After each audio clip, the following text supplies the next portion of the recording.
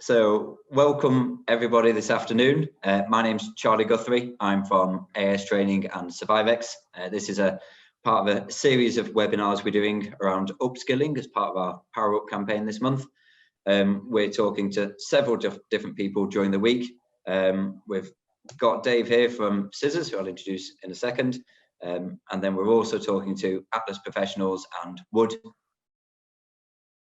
go to our website and have a look at the articles there. That would direct you to register for those.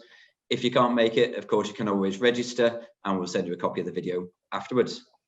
So, as I said, we're on the subject of scaffolding today. I'm with Dave Mosley, Training Director at NASC and the MD of the CISRS Scheme. So, without further ado, Dave, do you want to just introduce yourself? Go from there. Yes, afternoon, Charlie. Afternoon, everybody. As Charlie was saying, I'm Training Director for NASC, and I'm also the Scheme Managing Director. I worked in scaffolding for about 15 years before that, working my way up from a labourer to advanced scaffolder, to a supervisor running sites, etc.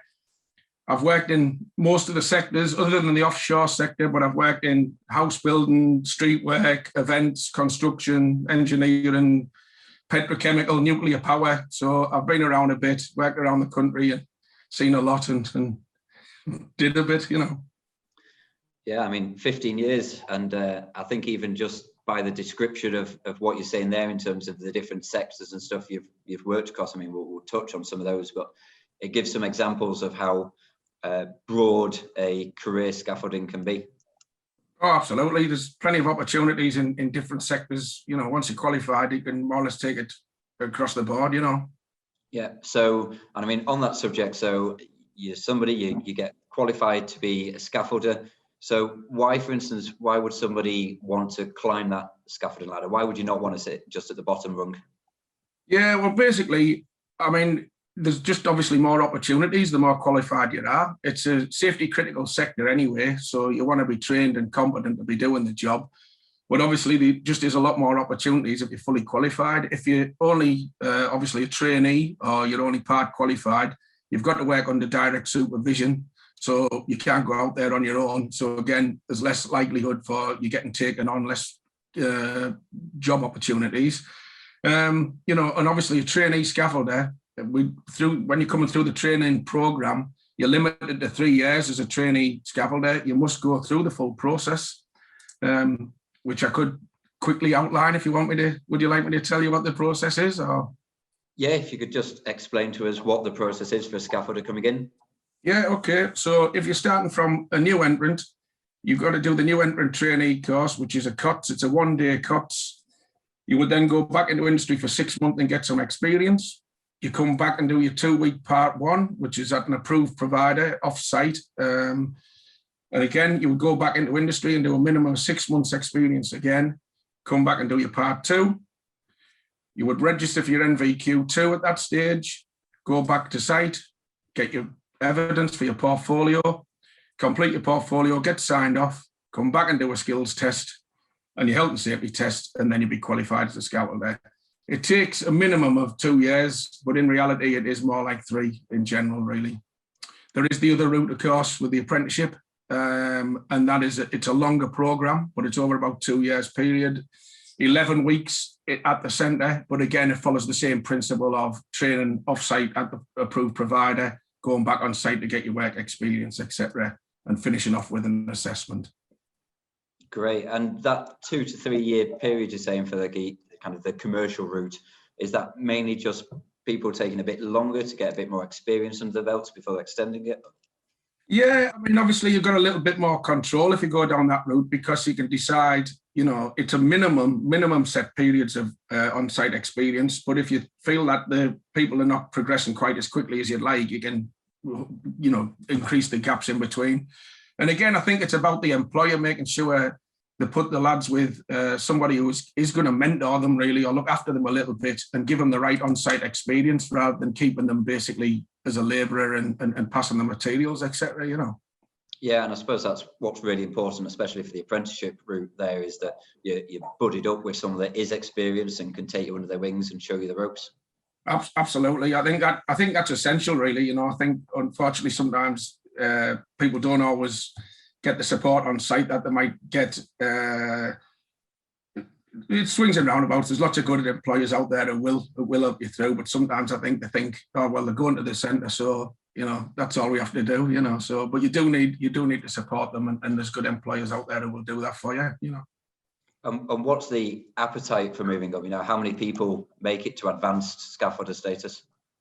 Yeah. Well, we have around 22,000 qualified scaffolders, but there's only then about another 11,000 who actually go into advanced status. So from that point of view, obviously you're in a much better position if you do progress and go through the program and get your advanced status.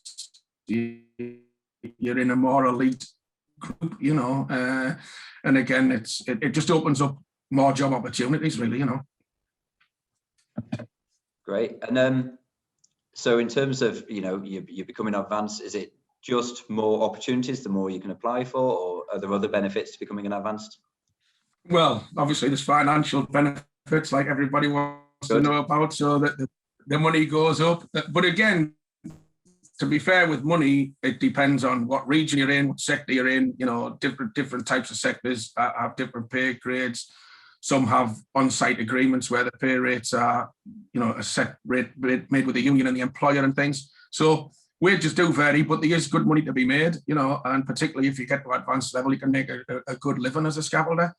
But again, I think once you start getting into advanced level, it does open up the opportunities for other roles within the sector, Yeah, well, that leads me on well to what I was going to ask next, actually. So if, not necessarily advanced, but just as an experienced scaffolder, what sort of roles could they be going into? Yeah, well, obviously one of them is supervision straight away, as you're progressing through the ranks and you've got more experience and more knowledge, you could become a supervisor for the company. And again, this could be like a charge hand, as in the lead person in the gang, you're on the tools, but you're running that gang and you take charge of the gang. Or it could be more in on-site supervision where you're sort of based on that site and you run gangs of scaffolders, several gangs of scaffolders. Again, it could be where you work from the office and visit several different sites, So supervision is an obvious progression for people.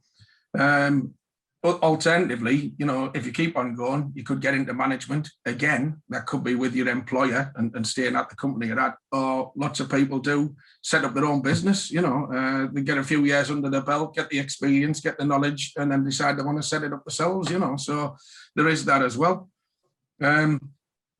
Yeah, and you were just saying, some people set up their own business. Is scaffolding an industry where very much someone goes in and they work for a company, or they set up their own company, or is there a case where you could be a contractor, a self-employed person and move around, or does that not really happen in scaffolding? No, absolutely, it does happen. You do get people sort of self-employed, people working through agencies, etc., and the options are there. I think there's pros and cons to both approaches, to be fair. It depends what the person wants.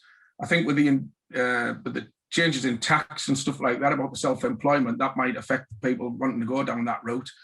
But the option is still there, and like a lot of trades in construction engineering, there's quite a few people who are sort of self-employed as well. So it's a mixed bag on that front.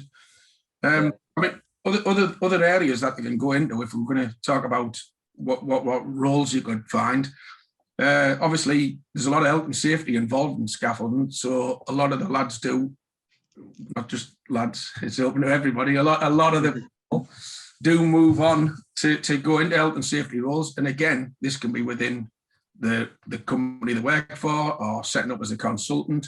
But obviously, being a safety critical job, we deal with a lot of health and safety on a day-to-day element of your job, And again, in a similar vein, scaffold inspection, something else you can get into.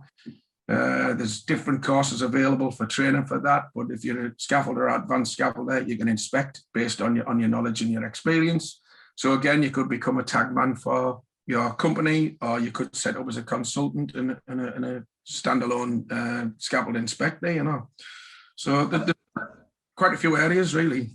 I assume that, inspection, like we were talking about earlier, is a legal requirement. So therefore, there's probably a decent amount of demand out there for, someone that isn't actually going to do any scaffolding per se. They're literally just going to go out and inspect and check jobs are right.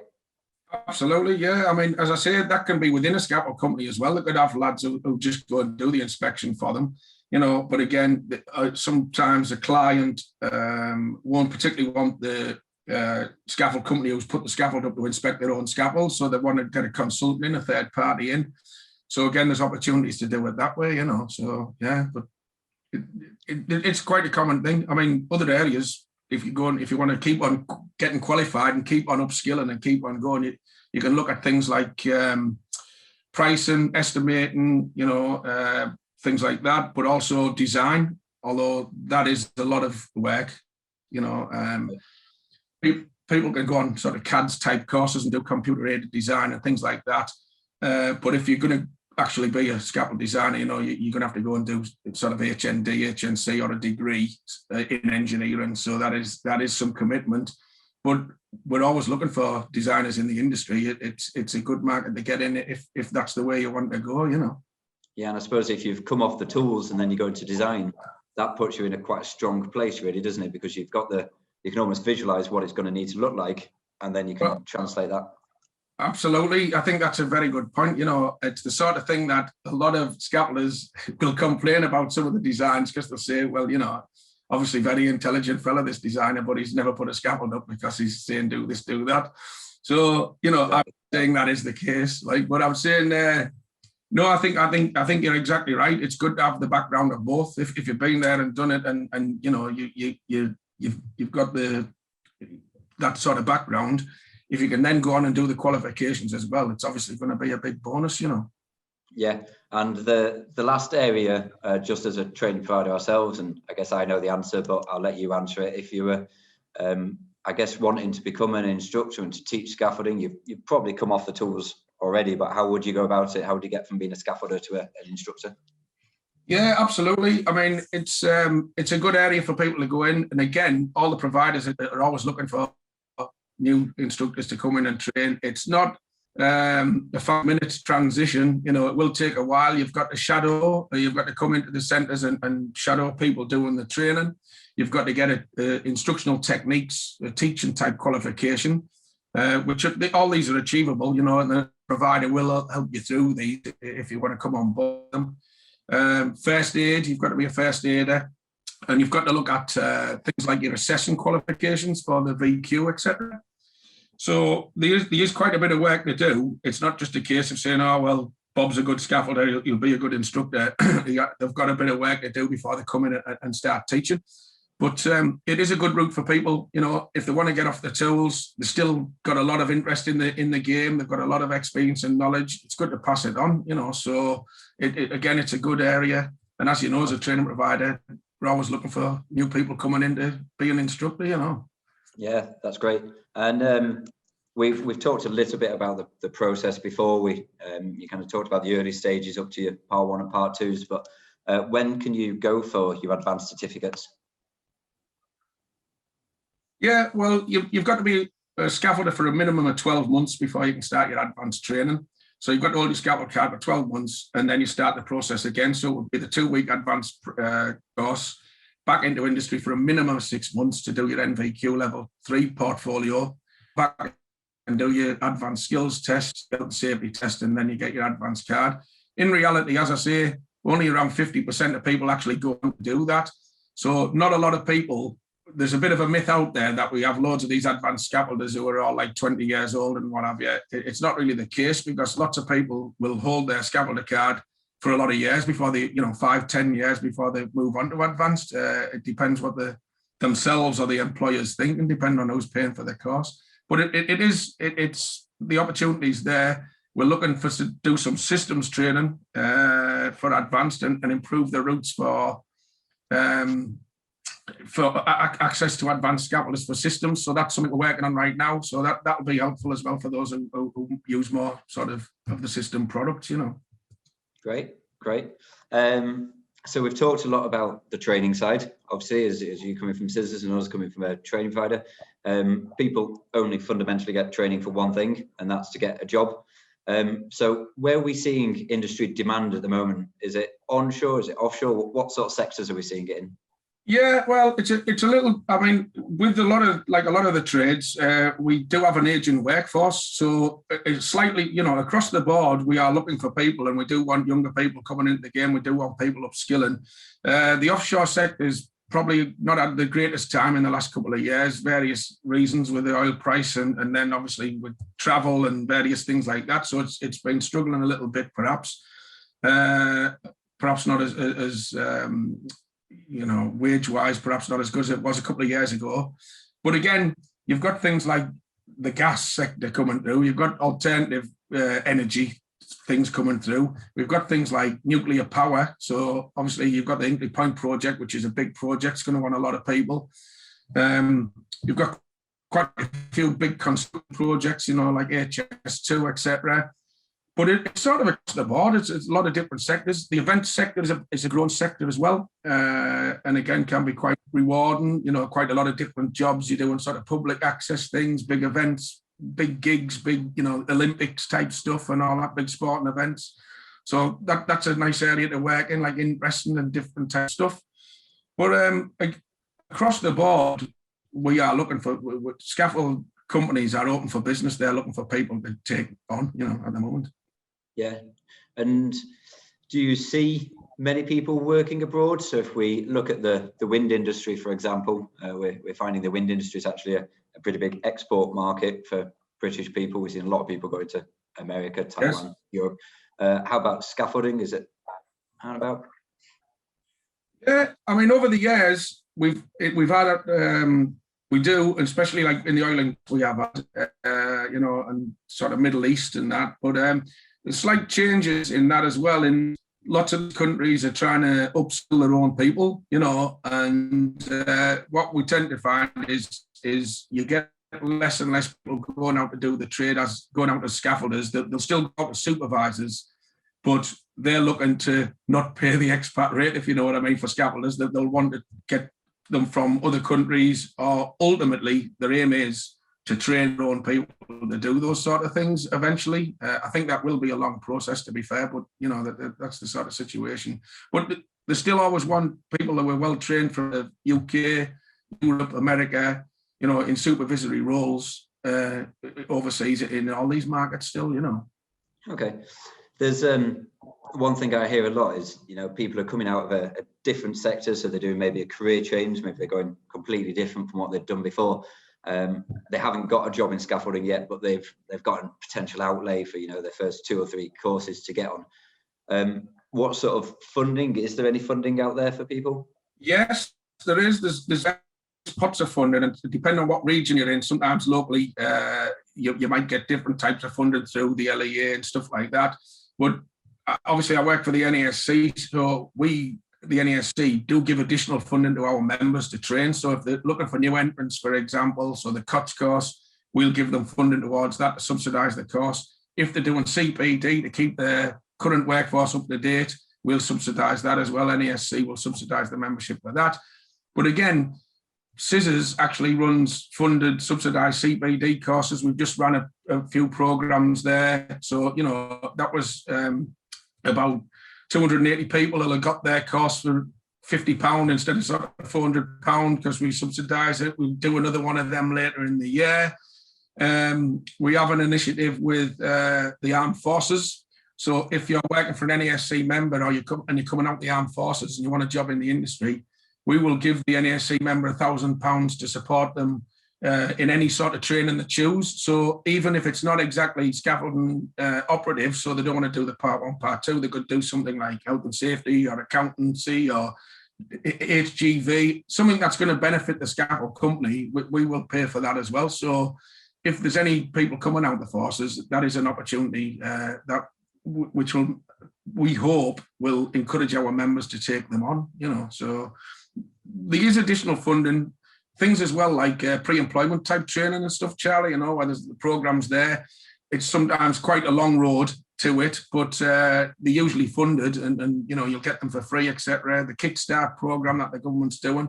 NASC, we've took on about 200 people over the Kickstart, over the full membership. 77 different members have already took people on, and there's about 180 of the members have signed up to it. So as I say, we are looking for people in the sector. So, you know, if you're looking to come on board, there is opportunities there. Yeah, that's great. So we're probably coming to the end of what we planned as our kind of Q&A chat at the moment. I would remind anyone watching that we've got a question and answer feature, and I've seen some questions coming in as we've gone along. So we're bang on schedule at the moment, Dave, at 20 minutes in. So yeah, I can see a few questions, and I'll pose a couple of those to you now. So we've got some asking. So if you're a woman and you're thinking of going into scaffolding, I think it's fair to say no one's going to hide from the fact it's a male-dominated world out there. What advice would you give to a female looking to pursue a job in this industry? There is actually an increasing number of women coming into the game. To be fair, they're still massively outnumbered, but our sector is the sort of trade, scaffolding, if it is hard work, and you will be, you know, starting early, finishing late, working weekends, doing all these things, you will be. But if you're willing to do that, you can get on. And to be fair, you know, there's a couple of girls and women coming through at the moment, and we do want to promote that.